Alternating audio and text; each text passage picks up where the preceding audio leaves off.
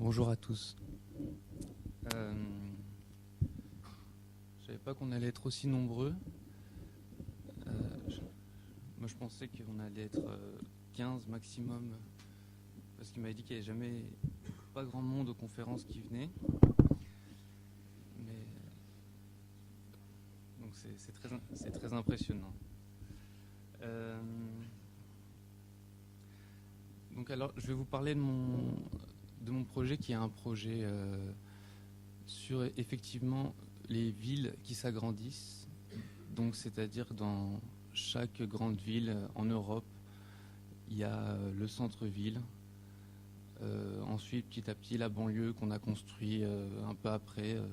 Ça peut être dans les années 50, etc. Puis 60, 70, 80. Et puis la ville s'agrandit. Le temps passe. Et donc, moi, je me suis concentré vraiment sur les 2 dernières années qui venaient de s'écouler. Qu'est-ce qu'on a produit? Qu'est-ce qu'on était en train de construire? Qu'est-ce qui allait bientôt se construire? Donc ça, c'est ce qui est visible dans les images 3D. Ce que vous voyez souvent devant les chantiers, on vous montre comment ça sera dès que les travaux seront terminés. Voilà, on voit souvent les mêmes choses, c'est-à-dire un ciel bleu, des enfants qui jouent, une voiture bien garée, etc. On présente comme ça un espèce de monde idyllique. Et donc c'est ça le lien qu'il y a avec la vision du futur, c'est toutes ces 3D là qui sont la présentation d'un truc rêvé. Donc il y a 2 choses. Donc il y a les villes qui s'agrandissent et ce laps de temps des 2 dernières années qui viennent de s'écouler. Donc la plupart des photos ont été faites fin 2015 et début 2016. Et on remarque que si par exemple on prend que des architectures qui ont été faites très récemment, ça va donner une certaine tonalité aux photographies. Par exemple, même si je prends dans une cathédrale des personnes en 2017, la cathédrale va faire que malgré que ça soit en 2017, on va être dans le passé. Et donc du coup, de montrer juste toute cette matière-là du chantier, des travaux finis, va y avoir une patte qui donne finalement une homogénéité à l'ensemble du projet.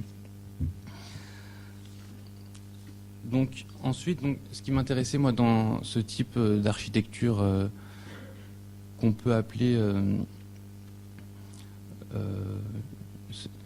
utilitaire, qui est fait pour répondre à un besoin économique, à un besoin voilà, de gens qui ont besoin de se loger parce que la démographie augmente dans une ville, donc on va construire des nouveaux logements. Mais c'est pas une architecture qui a vocation à être vue plus que ça, c'est-à-dire il n'y a pas de notion de grande architecture élitiste avec des grandes formes, des belles formes pour une pensée de l'architecture actuelle qu'on peut retrouver plus dans les centres-villes, dans les grandes constructions qui sont faites, que ça soit les tours ou que ça soit je sais pas, un musée, une grande institution. C'est vraiment l'architecture du quotidien, et elle m'intéressait beaucoup parce que on va pas être justement dans cette pensée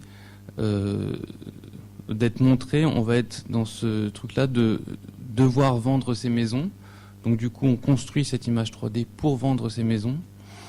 Et il n'y a pas d'autre but que les utilités très précises pour lesquelles elles vont être construites. Donc là, voilà, vous voyez quelques exemples. Et je commence par vous montrer ces images-là de 3D parce que c'est comme ça que j'ai fait mon voyage à peu près. C'est que je regardais sur Google Maps les banlieues des grandes villes et je repérais petit à petit là où il y avait des travaux, etc. Et ensuite, j'allais dans les quartiers pour regarder la réalité de ces quartiers-là. Donc, pour moi, il y a quelque chose de très important à regarder, ce qui est banal, ce qui est quotidien, ce qui est massif, presque autant que de regarder un événement qui va être, je sais pas, une guerre, etc., ou un fait divers, parce que la banalité de ce qui est massif, de ce qui est de finalement ce qui fait le quotidien de chacun, voilà, c'est pas intéressant de dire aujourd'hui 30 millions de personnes sont allées travailler, parce que c'est une banalité, mais finalement aller regarder tous ces gens qui travaillent et regarder comment ils vont travailler, d'aller regarder où ils vont travailler, d'aller regarder ce qu'ils vont faire, etc. Ça va dire beaucoup de choses sur notre époque, sur ce que nous sommes, et du coup de comprendre l'homme pas en lui demandant ce qu'il pense, mais en regardant ce qu'il fait, de ce qu'il produit de manière nécessaire, va donner énormément d'informations sur l'homme, sur l'humain et sur où on en est un peu dans notre société, quoi. Donc voilà, donc c'est vraiment une recherche sur tous ces quartiers qui vont être très fonctionnels. Et puis on va avoir donc comme ça une bibliothèque de formes en fait, qui s'est produit quand on va parcourir toutes les mosaïques du projet, on va voir une bibliothèque de formes de toutes les lotissements qui sont construits dans les 2 dernières années. Donc il y a les maisons d'un certain type en Espagne, il y en a d'autres en France qui sont un peu différentes, il y en a d'autres en Italie, etc. Donc j'ai fait à peu près une dizaine de villes que je peux vous citer. Donc il y a la grande banlieue de Paris, celle de Saragosse en Espagne, Barcelone, Séville, Milan, Catane en Espagne, puis Cologne en Allemagne, et puis Niort aussi en France, dans les Deux-Sèvres. Et donc, ce qui est aussi intéressant pour moi, c'est d'aller dans plusieurs pays et de ne pas se limiter seulement à un quartier. Cela permet de voir qu'il y a une homogénéisation, c'est-à-dire que les maisons, plus on avance dans le temps, plus elles vont être pareilles dans le monde entier, mais il reste toujours des formes qui sont propres à chaque pays. Donc, en France, ça ne va pas être pareil qu'en Italie, etc. Et pourtant, c'est les mêmes matériaux, c'est les mêmes principes de construction très, très souvent. Mais il va y avoir des petites différences qui sont intéressantes et que vous découvrirez en parcourant l'exposition qui est à côté.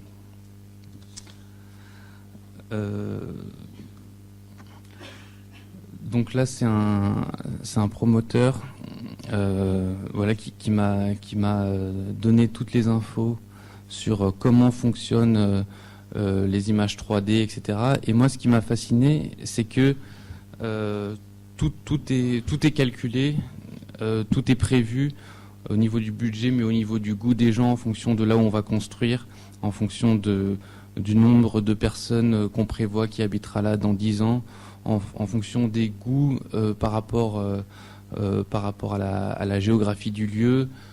Voilà, il y a une sensibilité différente pour chacune des régions. Et donc ça va faire évoluer l'architecture.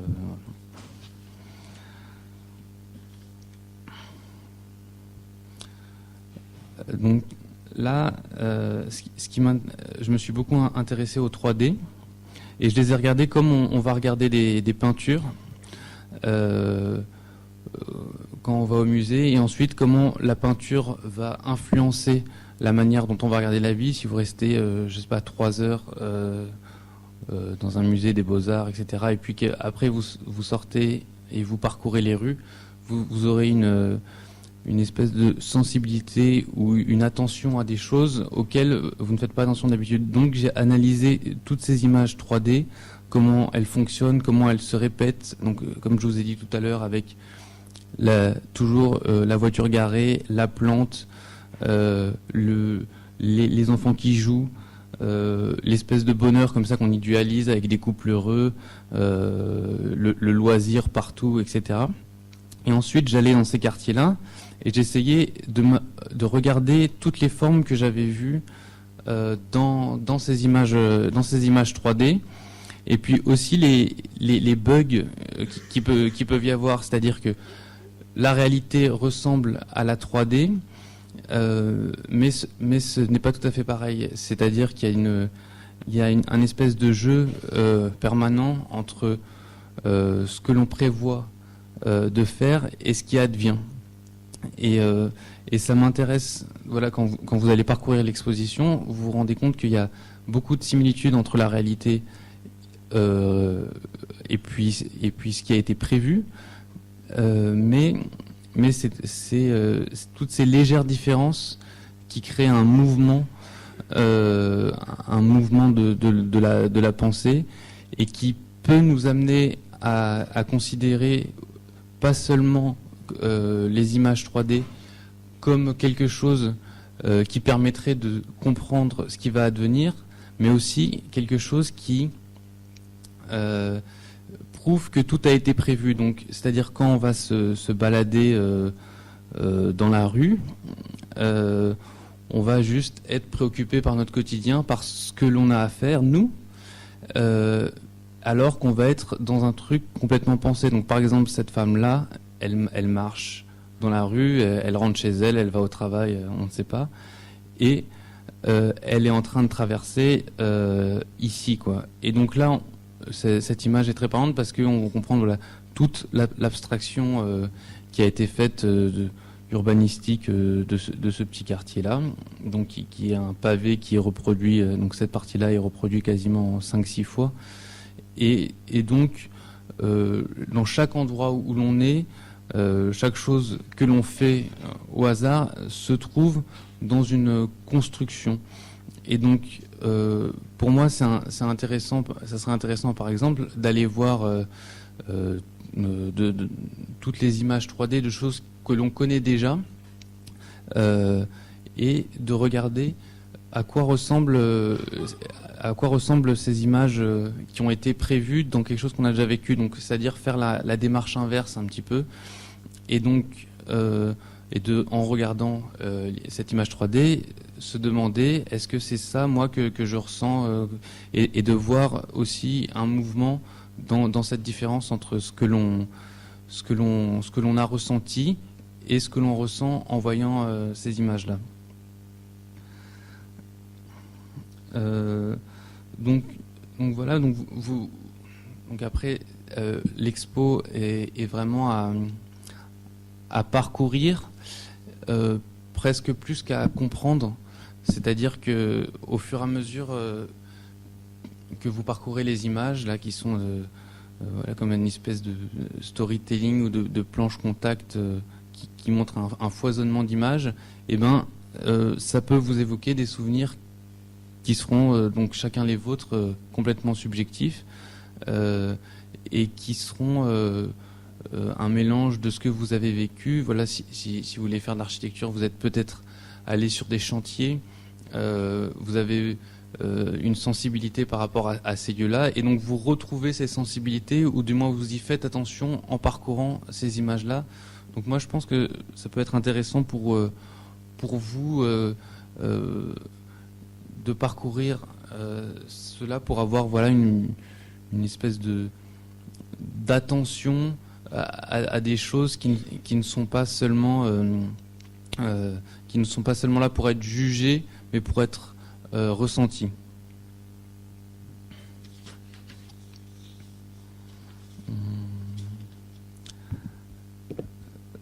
Voilà, donc c'est finalement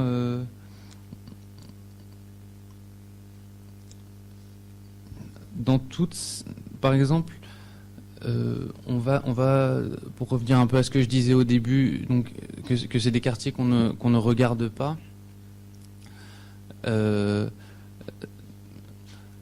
Là, par exemple, c'est une image juste d'un mur d'un lotissement, et puis il y avait un coucher de soleil, et je me suis dit, voilà, on trouve ça beau, un coucher de soleil, parce que voilà, c'est impressionnant, il y a quelque chose de spectaculaire, et voilà, c'est un moment dans la journée. Et puis cette architecture, finalement, ces lotissements, on y va rarement pour se balader.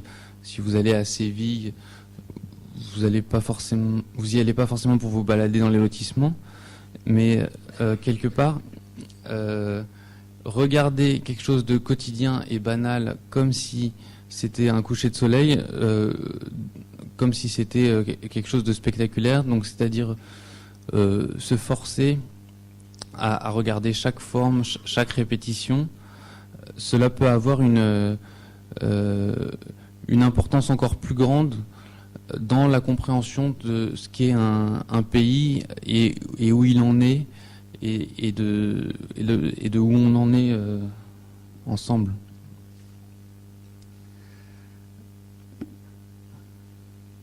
Voilà, donc ensuite vous verrez dans toutes ces mosaïques, il y a toute une série sur les chantiers, les travaux, donc tous ces états intermédiaires finalement qui sont aussi pas faits pour être vus, mais qui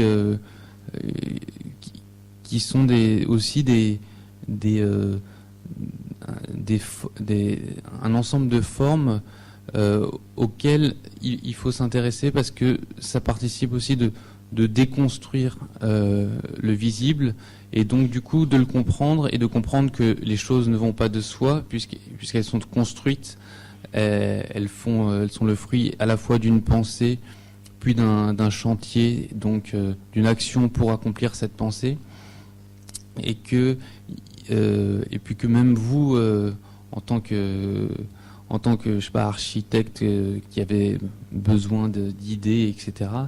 Je sais pas, allez vous balader dans l'expo, même si c'est une architecture très banale, ça peut vous donner comme ça des petites idées qui feront que vos projets seront encore mieux.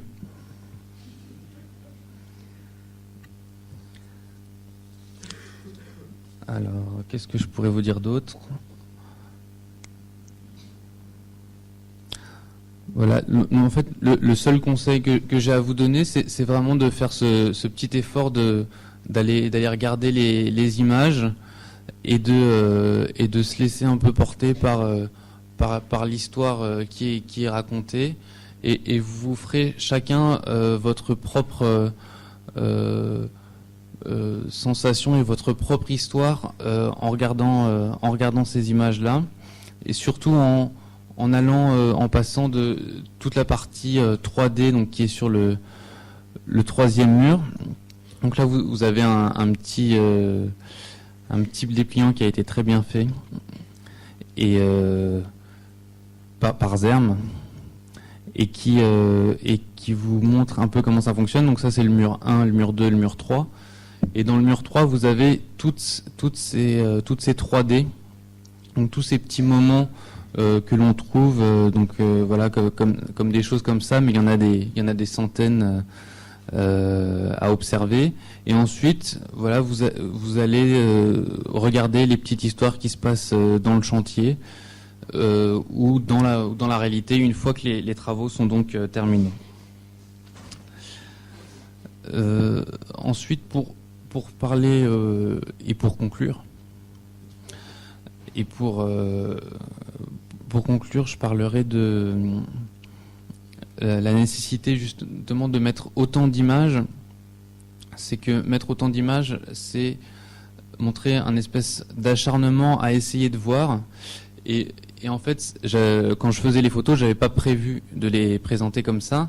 Et donc en fait, juste les répétitions, c'est que j'essaye de faire une photo mieux. Et souvent, quand on travaille avec le numérique, on se décale un peu à gauche, on tourne un peu autour du sujet, on essaye comme ça de trouver, même parfois de façon beaucoup plus que ce qui n'est nécessaire, la forme juste, et finalement de voir cette recherche, de mettre à nu, pas juste prendre la bonne image, mais de mettre à nu cette recherche, ça permet de comprendre que c'en est une de recherche, et que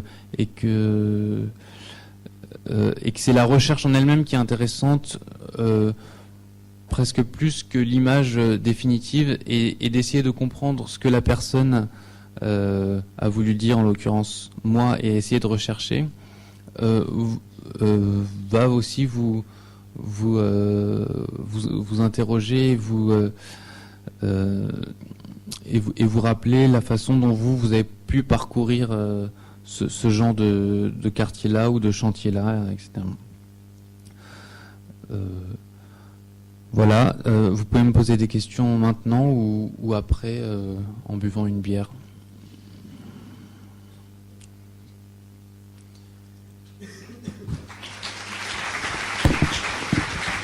Merci.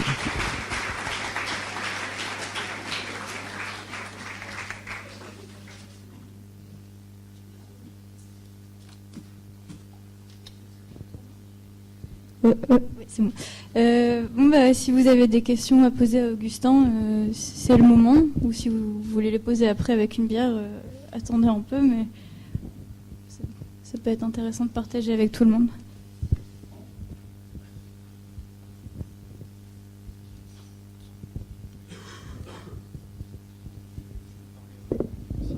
C'est bon là. Est-ce que, ce qui paraît bizarre, c'est que malgré ce banal et finalement cette espèce de territoire rejeté à la sortie des villes comme ça, à travers ces photos, ça en devient beau. Donc est-ce qu'il y a une volonté quand même parce que malgré tout, en prenant une photo, en choisissant un cadrage, en choisissant un sujet, que ce soit le mur, la personne qui traverse, le poteau d'une maison en construction, ça en devient esthétique. Est-ce qu'il y a une recherche autour du sujet pour en finalement en faire est-ce qu'il y a une recherche sur la belle photo ou sur non, en fait, c'est que moi, je trouve ça beau. Je trouve ça beau dans le fond, dans l'idée que l'homme doit construire des choses pour y habiter et sans forcément en mettre plein la vue. Je trouve que c'est une idée très belle. Et donc, cette idée que je trouve belle, j'ai envie de la montrer de façon belle. Merci. Non, mais bravo.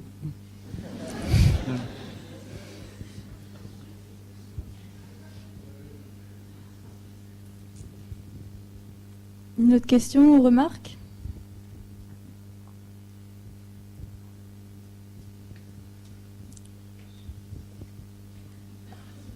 Merci. Et après, dans cette chose belle, est-ce que tu auras envie d'y vivre ?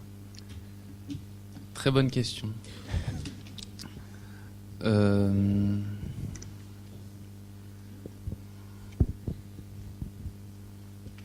C'est une très bonne question.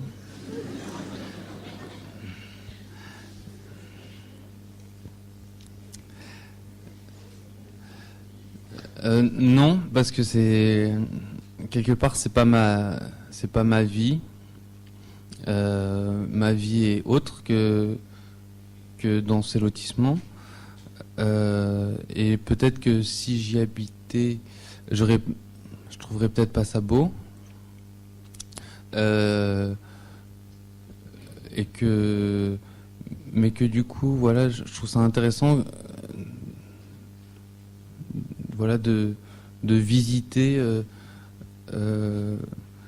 et d'y aller et presque de façon neutre. Mais peut-être que j'aurais été dans une autre vie, j'aurais aimé habiter là-dedans, quoi.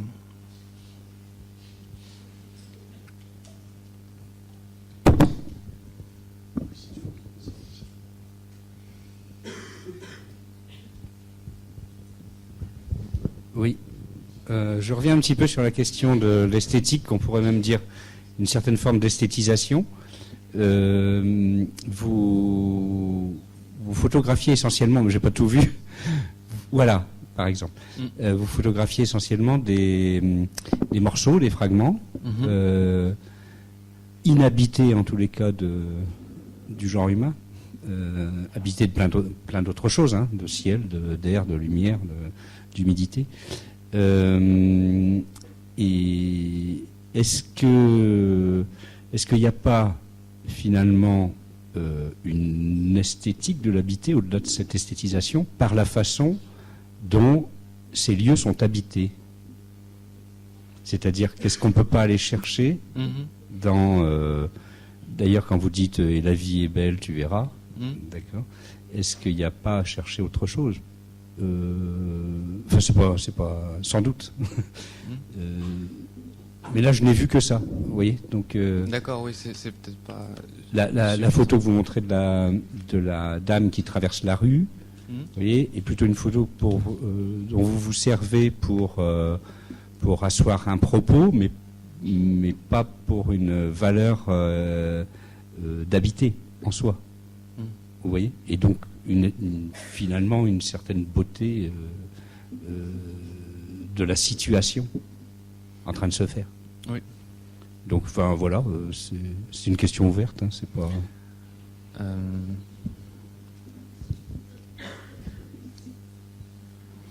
Donc la question c'est est-ce qu'il y a une manière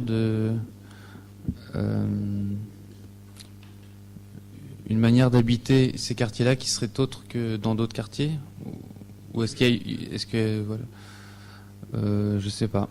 En fait, en tout cas, ce que j'ai remarqué, c'est que dans les images 3D, il y a toujours énormément de personnes, ça foisonne. On dirait qu'on va être jamais tranquille, et la réalité, c'est que ces lieux sont quasiment tout le temps vides, à part à des heures très précises, comme le matin pour aller au travail, ou le soir entre 17h30 et 18h30 quand les gens rentrent du travail. Et que du coup, c'est très différent de toute forme d'urbanité, je sais pas si ça se dit, mais de lieux où il y a des logements. Ce vide quasi permanent, en fait, qui est la généralité, quoi. La généralité, c'est pas le passage, etc., comment les gens se rencontrent.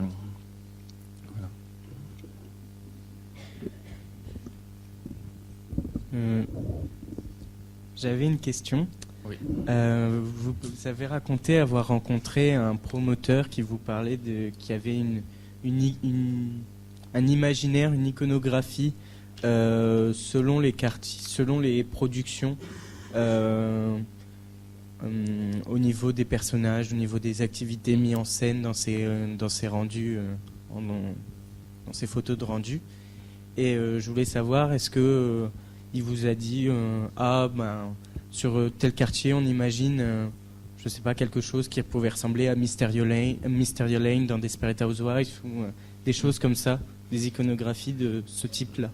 Non, mais à un moment, je lui ai montré, moi j'avais préparé des images à lui montrer pour qu'il réagisse un petit peu, et à un moment il y a un espèce de pastiche haussmannien qui se trouvait à Marne-la-Vallée, et il dit ça, ce type d'architecture, on appelle ça du Mickey.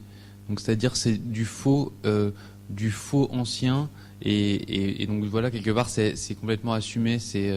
On sait que ça va plaire dans ce quartier-là. On sait qu'il y a des gens qui recherchent ça. Mais qu'en fait c'est le cas pour l'architecture, mais c'est le cas pour tous les produits que l'on a. Il y a des enquêtes très précises qui sont faites sur le goût des gens en fonction des moyens qu'ils sont prêts à mettre quand ils vont les acheter, etc. Et puis évidemment, puisque tout ça doit être vendu et rentabilisé, il y a des recherches très précises qui sont faites pour que le truc soit vendu avec un minimum de risque et avec un maximum d'efficacité. Et même tout l'imaginaire qu'on va retrouver dans ces images 3D participe de ces recherches et de cette analyse du réel, quoi.